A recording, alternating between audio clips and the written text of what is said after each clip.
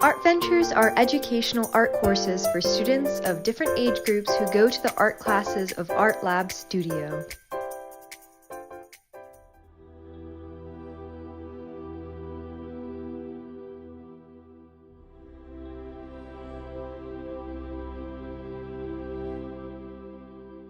Journey to the Planet of the White Sun and the Planet of the Black Sun, Part 1.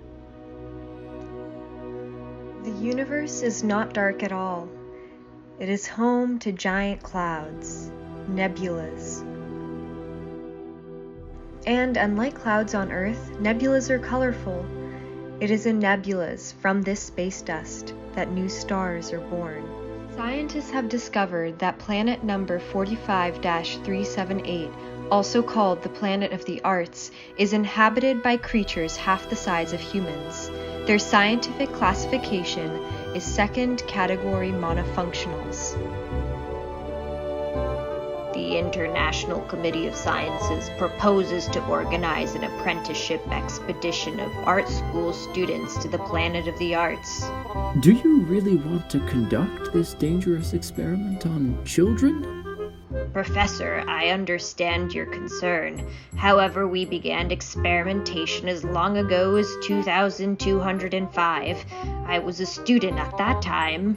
This is rather risky. The freezing and instant travel of humans in their teenage years has not been tested enough on biorobots.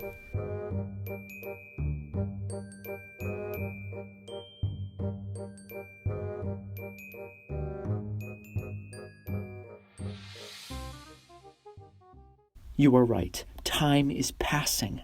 We will never make progress unless we substitute humans for robots. The Assembly has decided to allow the expedition to the Planet of the Arts.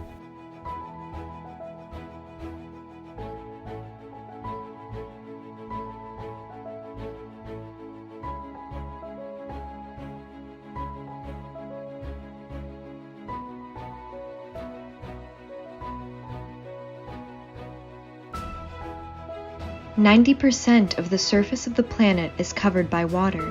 Maybe the plants there aren't green like on Earth, but red."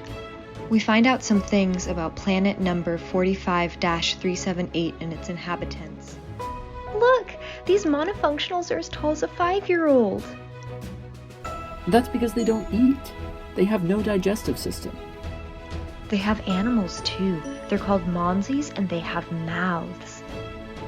I wonder what the monzes' diets consist of. Hopefully not children. For some reason, I really don't like these monzes. Anyways, why was this specific planet chosen for our apprenticeship? Well, it's called the Planet of the Arts.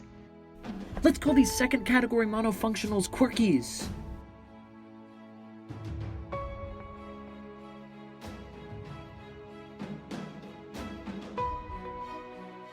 The inhabitants of planet number 45-378 receive life energy from beauty. The only nourishment they need is art. Instead of going to restaurants, they visit museums. The flight goes by very fast and without any adventures. We can't even remember anything. We launch, set a course for the Criada star, and fall into Cyrosleep, and wake up as we're approaching the Planet of the Arts. The landing goes smoothly. After 3 days of quarantine on the ship, the apprentices of the Planets of the Arts are finally allowed to leave. We take our sketchbooks, paints, brushes, and rush to the door. The second we step outside, we are met by loud music. The quirkies are happily examining us, feeling us over, and smelling us. Some have already unfolded their easels and begun to sketch our portraits.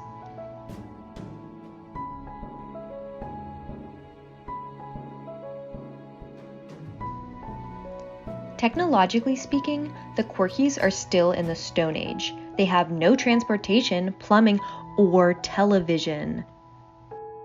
They live in tents built from the branches of huge plants growing everywhere. The quirkies have a modest way of life, and the only thing they care about is art.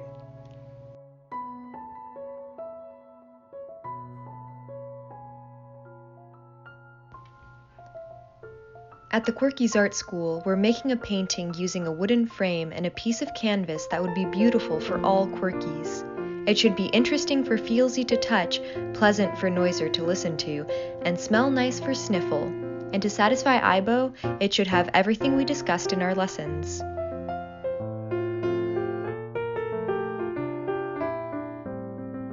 The day to say goodbye has come. On the very clearing where we landed 6 months ago, all the island's inhabitants are gathered to send us off to Earth. We are so used to the Quirkies and their amazing island that we are barely holding back tears while hugging Feelsies, Ibos, Noisers, and Sniffles one by one. They give us their unusual and outlandish paintings as presents. We expect that they would perform some music as a farewell.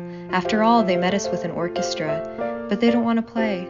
It's silent, and the only thing that can be heard is the rustling of palm leaves and the Sniffles quietly crying into their little trunks.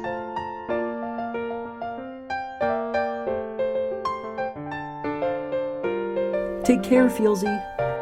Goodbye, Ibo. Say hello to your parents for me. Planet Earth truly has exceptional artists.